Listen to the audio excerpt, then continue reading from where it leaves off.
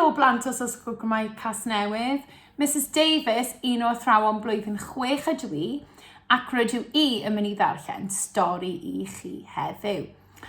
Heddiw, rydych chi mynd I glywed chwedl lleol o ardal ddim yn bell o Casnewydd o'r enw Risga. Hello, I'm Mrs Davies and I'm one of the Year 6 teachers, and today I am going to be reading a story for you. A story based on a folk tale from an area near to Newport called Risca. Felly dyma hanes Gwcw Risca. Here is the history of the Risca Cuckoo. So I helpu fi ddweud y stori, rydw I wedi creu map stori. To help with the story, I've created a story map, if you can see it here. So I'm going to be following the story map as we go through the story. Dwi'n mynd I ddilyn y map stori, felly dwi eisiau chi wrando'n astyd. Ac ar y diwedd, mi fyddai'n rhoi tasg I chi wneud. At the end, I'm going to be giving you a task to complete. Felly, mae ein stori ni yn dechrau ym pentref Risca. So os ni'n edrych fan hyn. A mae yna ddyn a bachgen ifanc yn byw ym pentref Risca. Ac wrth I nhw fod yn y pentref un diwrnod, mae wnaethon nhw glywed aderyn prydferth yn canu. A roedden nhw wedi gwrando ar sain hyfryd ar aderyn yn y goeden. Ac roedd y bachgen wedi dweud wrth dad, Dad, dwi eisiau'r aderyn yna. A roedd dad yn gwneud unrhyw beth i'w fab ac wedi dweud iawn fe fyddai'n dal yr aderyn yna I ti gallu cadw fel yn ifail anwes. So in the village of Risca, there lived a father and his son. And one day while they were out walking, they heard the beautiful sound of a bird singing.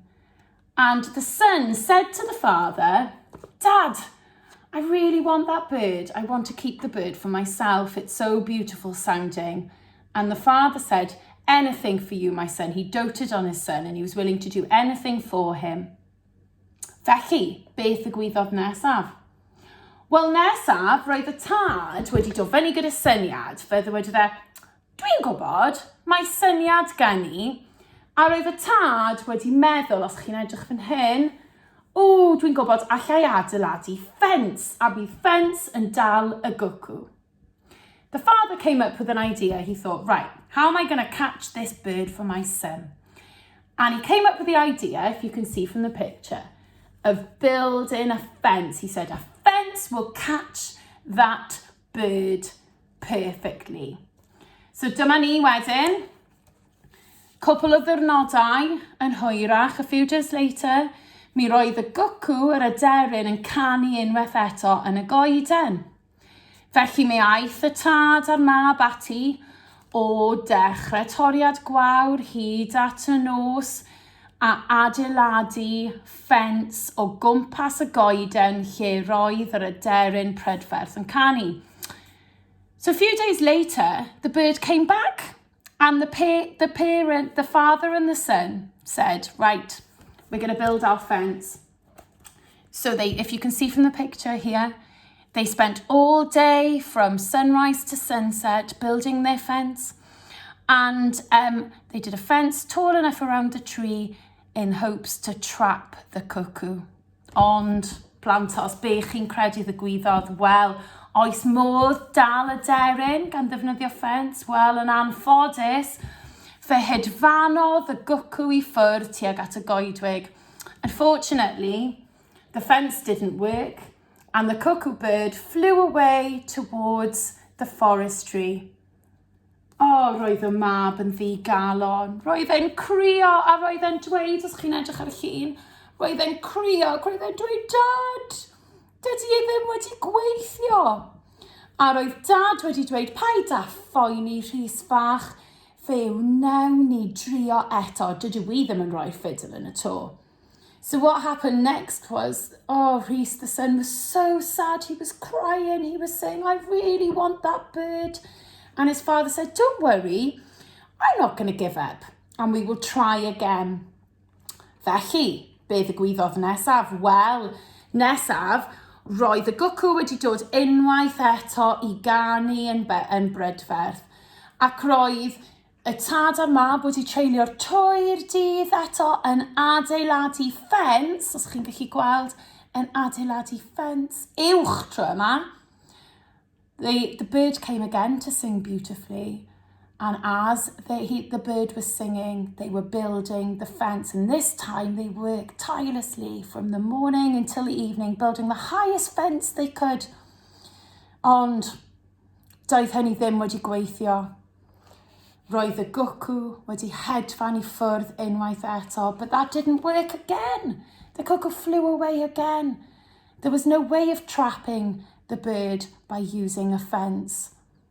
A roedd y tad wedi dweud wrth y mab, dwi mor sori Rhys, ond dydw I ddim yn gallu dal y gwcw. A roedd Rhys wedi dweud, mae'n iawn dad, dwi'n deall, mae'n amhosib I ddal y gwcw. The father said he was so sorry to his son, there's no chance I can catch this cuckoo. And his son said, we completely understand dad, I know it's not possible.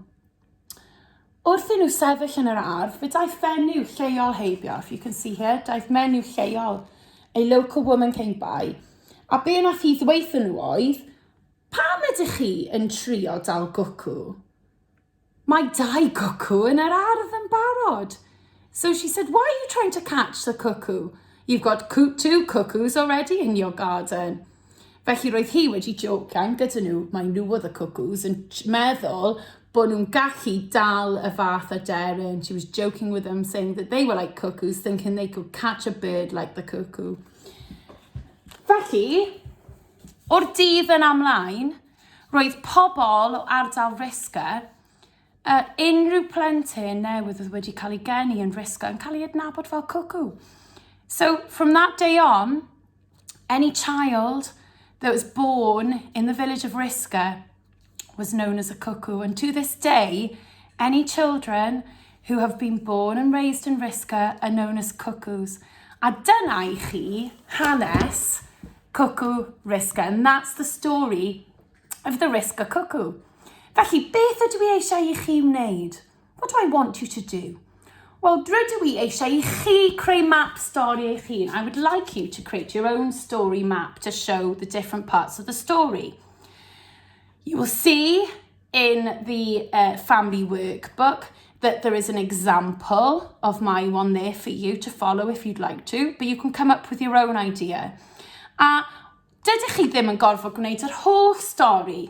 You don't have to do the whole story. Beth am ddewis rhan o'r stori a gwneud llun I fynd gyda hynny? What about choosing a part of the story and creating a picture to go with that? You can be more detailed. So, pob lwc plantos Ysgol Gymraeg Casnewydd. Good luck, Ysgol Gymraeg Casnewydd children. A rydw i'n edrych ymlaen yn fawr I weld eich gwaith. I'm looking forward immensely to seeing your work.